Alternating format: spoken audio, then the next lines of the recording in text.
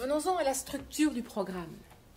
Celui-ci, il est réfléchi pour être outil de clarification et de planification selon le modèle de référence dont je vous ai parlé. Un outil de clarification, eh bien, c'est répondre à la question du quoi. Les enseignants nous ont souvent interpellés sur le qui fait quoi quand. Eh bien, le quoi, cela se présente dans la précision de ce qui est attendu des élèves à la fin de chaque cycle. Pour chaque discipline, nous n'y sommes pas encore. Nous avons maintenant finalisé le projet dans sa partie formation mathématique, toutes les autres disciplines étant déjà engagées, mais pas encore finies. Et pour pouvoir préciser ce qui est attendu des élèves, il est question d'identifier les savoirs et les savoir-faire qui sont dans le travail abordés sous deux angles d'approche distincts. Le premier étant de considérer savoir ou savoir-faire isolément, et l'autre approche, elle est de considérer les savoirs et les savoir-faire sous forme de combinaison. L'enfant doit pouvoir en solliciter plusieurs, les organiser et les mettre en œuvre de manière à accomplir une tâche qui lui est proposée. Le planifier maintenant, c'est plutôt répondre à la question du quand. Alors vous voyez là, présenter les attendus, non pas à la fin du cycle 1, et puis 2, 3 et 4, mais bien à la fin de l'école maternelle, et puis des autres cycles. Et ces attendus sont présentés également dans un tableau de mise en perspective, mettant en évidence la progression tout au long du fondamental. En fait, nous avons commencé le travail avec cette volonté de faire un fascicule pour le cycle 1, courant de 2,5 à 5, et puis le suivant pour le cycle 2, de 5 à 8, et puis le cycle 3, 3e et 4e primaire, et puis le cycle 4, 10-12, pour les élèves de 5e et 6e année. Alors, vous savez bien que faire l'unanimité et donner satisfaction à l'ensemble du corps professoral, à l'ensemble des humains tout simplement, c'est impossible, et choisir, c'est toujours renoncer.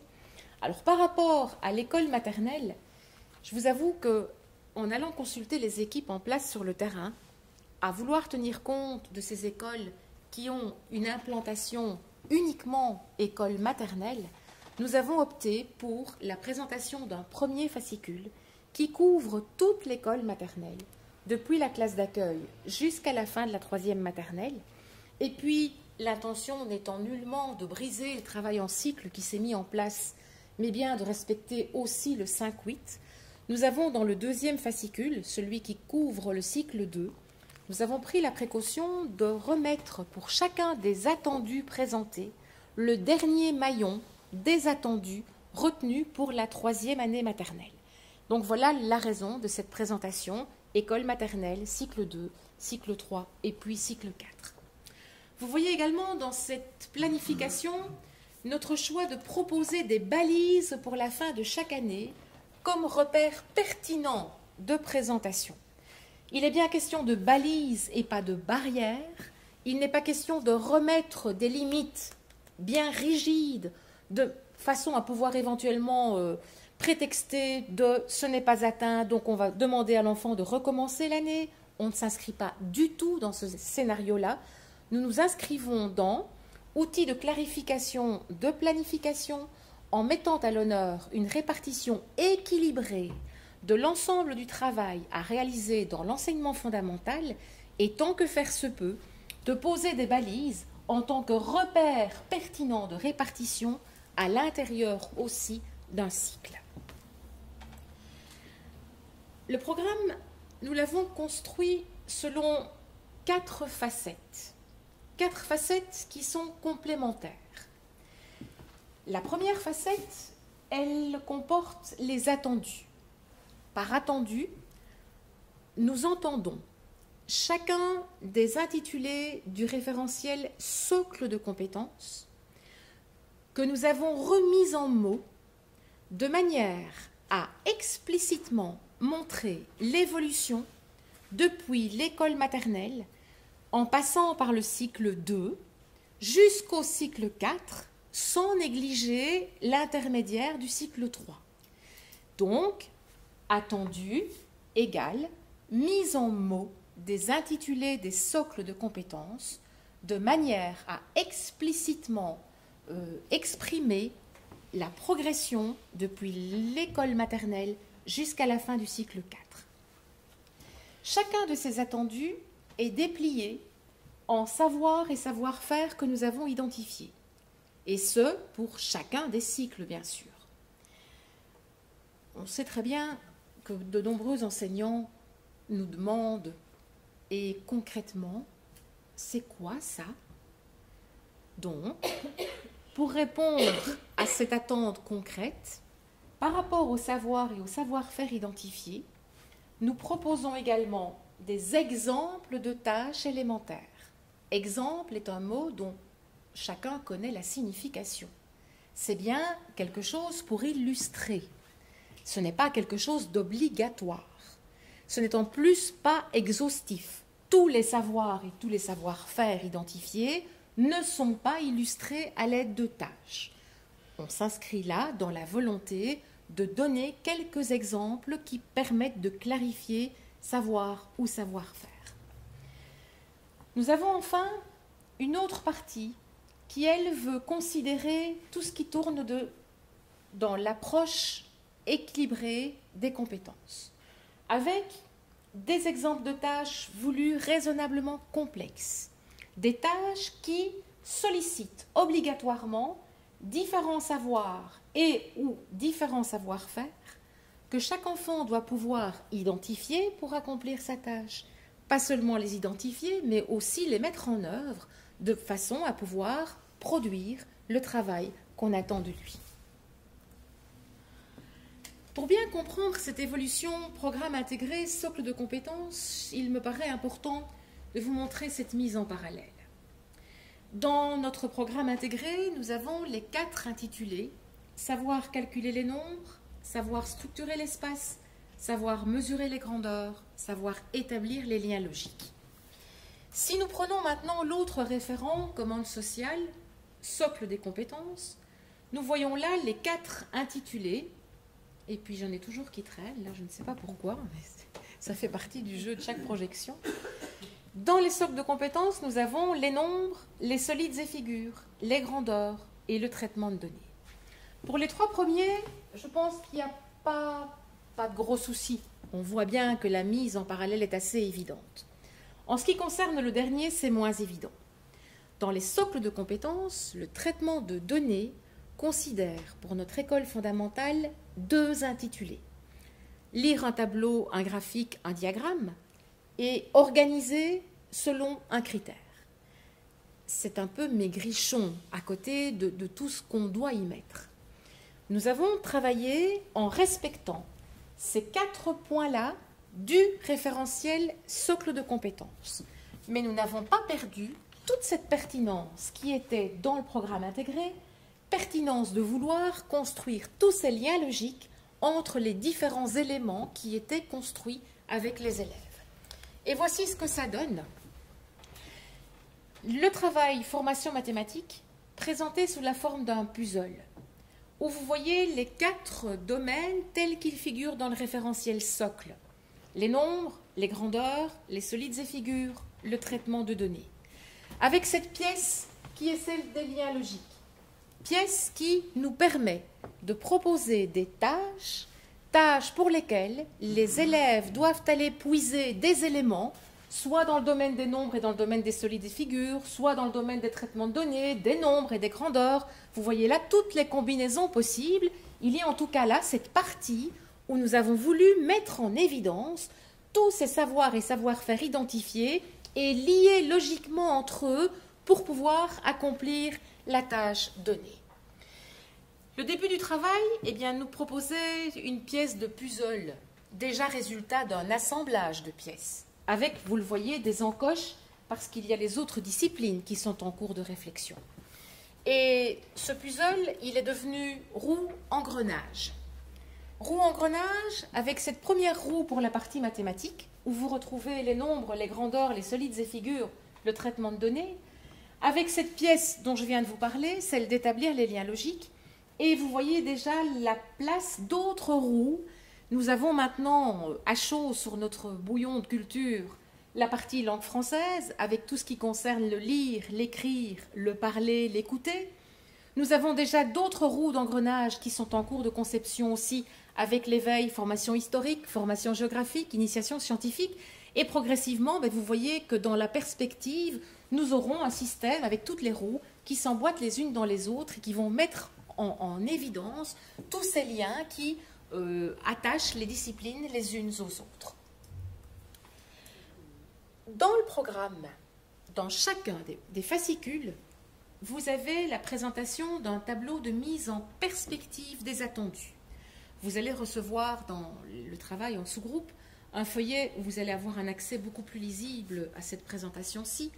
Mais ce qui importe, c'est que vous voyez la volonté de montrer pour les attendus, par domaine et par intitulé ciblé dans le référentiel, l'évolution de fin de troisième maternelle, fin du cycle 2, fin du cycle 3, fin du cycle 4. Il y a cette progression qui met en lumière ce qui est attendu d'un élève par rapport à, exemple, situer des objets. Que voyons-nous déjà à l'école maternelle et vers quoi allons-nous à la fin du cycle 4?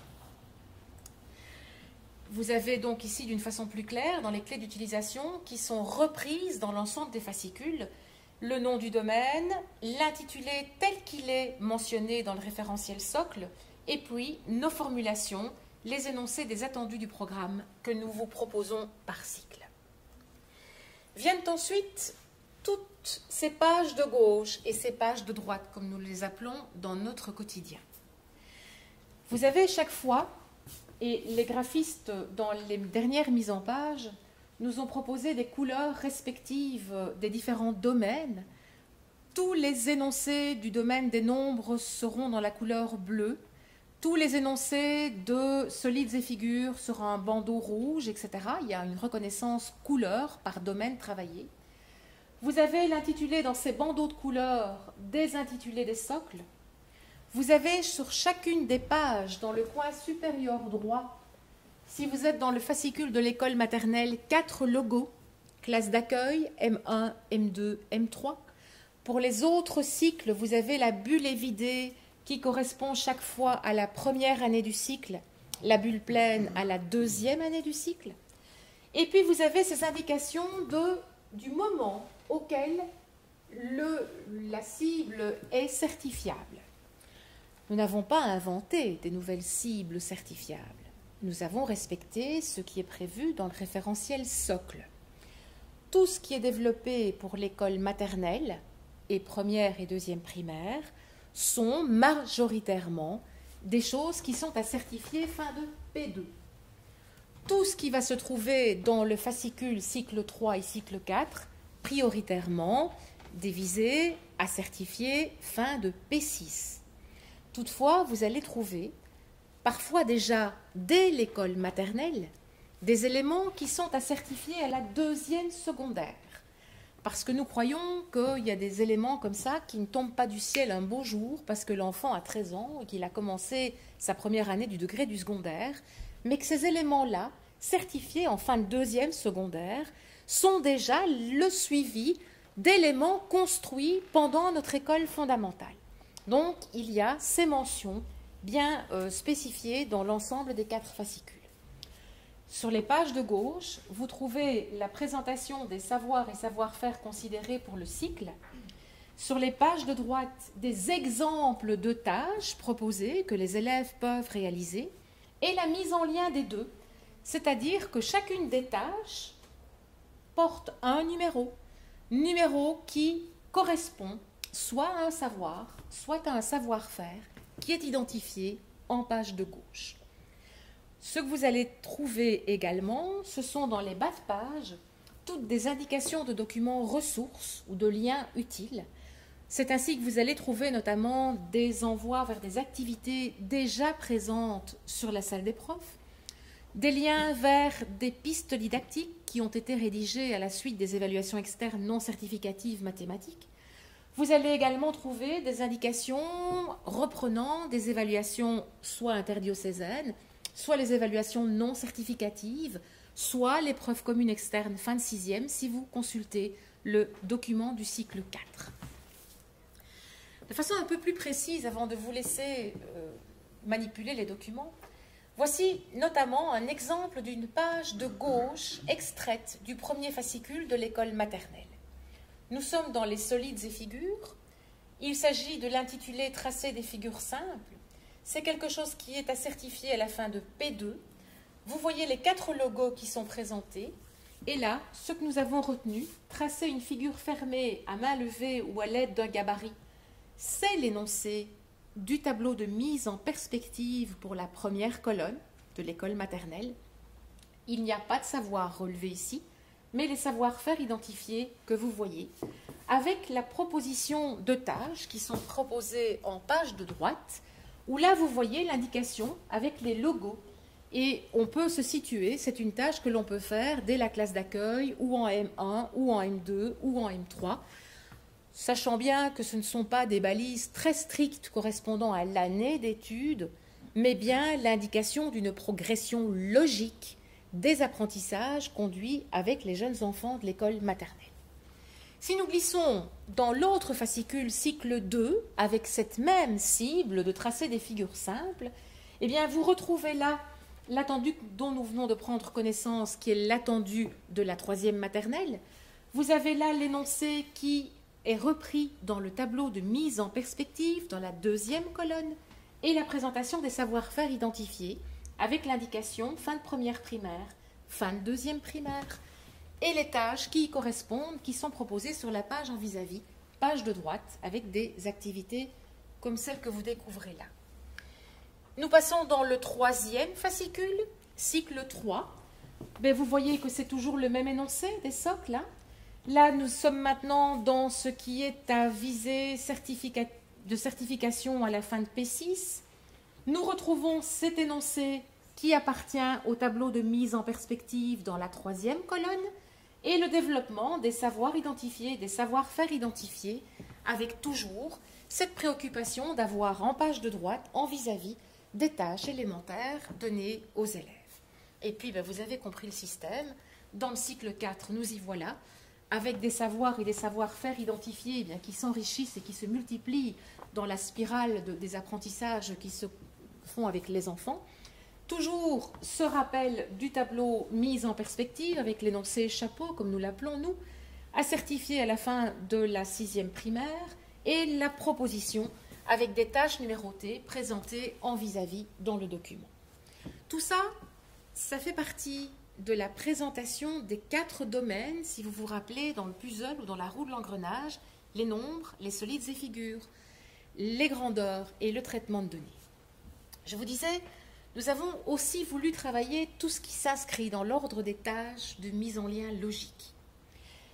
Nous avons là des exemples de tâches et en vis-à-vis, les savoirs et les savoir-faire identifiés, à mobiliser et à organiser. Un petit tour au travers les 4 fascicules. Pour montrer l'évolution et pour comparer, il était important d'avoir quelque chose qui permettait de montrer l'évolution. Et donc, nous avons voulu faire progresser une tâche selon une même thématique, par exemple la semaine sportive. Quand vous allez consulter le document prévu pour l'école maternelle, vous allez trouver en page de droite la présentation de cette tâche avec un tableau habité par des pictogrammes. Et nous demandons aux élèves, lors de cette semaine sportive, combien d'activités sont organisées à l'extérieur durant la semaine. Sur la page qui se trouve en face, vous allez trouver des tableaux comme celui-ci, où reviennent les domaines, nombres, solides et figures, grandeur, traitement de données. Et pour accomplir cette tâche, nos élèves vont, dans le domaine traitement de données, devoir lire le tableau, ce qui, dans le document, est répertorié au numéro 412. Ils vont aussi devoir organiser selon un critère défini, ce qui sera développé dans le traitement de données au point référencé 411. Et dans le domaine des nombres, ils vont devoir procéder à un dénombrement en faisant appel au comptage par 1 et en identifiant le dernier mot du comptage comme le cardinal de la collection de 1 à 10 objets. Si nous prenons maintenant dans le document cycle 2, cette semaine sportive, vous voyez que la présentation du tableau, eh bien, elle a évolué. On a la mention des activités nommées par les mots. Il y a maintenant toujours cette tâche qui est de calculer la durée totale des activités sportives durant la semaine. Avec le respect de ce que nous voyons pour les classes de 2e primaire, l'heure exacte, la demi-heure. Et là, ce que les élèves font, eh bien c'est, si vous voyez la progression, il y a déjà ce qui était initié dans l'école maternelle, lire le graphique, le tableau. Il y a l'organisation selon le critère, puisqu'on demande encore les activités organisées à l'extérieur. Il y a toujours l'incontournable dénombrement. Et puis arrive, dans ce cas-ci, quelque chose qui est extrait du domaine des grandeurs, puisque les élèves doivent quantifier la durée d'un événement. Et la nouveauté est mise en évidence dans le tableau. L'enseignant du cycle 2 peut se rendre compte que là, c'est quelque chose qui apparaît alors que les éléments précédents étaient déjà travaillés dans le cycle précédent. Même logique, cycle 3, vous voyez ce tableau qui continue à être présenté différemment, et des activités dont les consignes évoluent, comparer la durée de l'ensemble des activités sportives organisées à l'extérieur, à l'intérieur, voir les autres activités, avec en regard toujours ce tableau que vous voyez évoluer. Traitement de données, les 2 éléments qui viennent depuis l'école maternelle, tout ce qui est extrait du domaine des nombres, ce qui est apparu dans situer des événements dans le temps, et puis là, eh bien, il faut comparer les grandeurs de même nature. Et pour ce faire, il faut identifier et effectuer les opérations dans des situations variées. Et puis, si vous voyez dans le cycle 4, eh bien, les tableaux deviennent ceci, avec l'évolution qui se poursuit, toujours cette même logique de présentation du tableau, ce qui vient depuis l'école maternelle, ce qui a été ajouté progressivement dans le domaine des grandeurs, et finalement on arrive là avec l'obligation d'établir des relations dans un système pour donner du sens à la lecture et à l'écriture d'une mesure. Il y a donc ce processus qui montre comment la tâche évolue depuis l'école maternelle jusqu'à la fin de la 6e année primaire.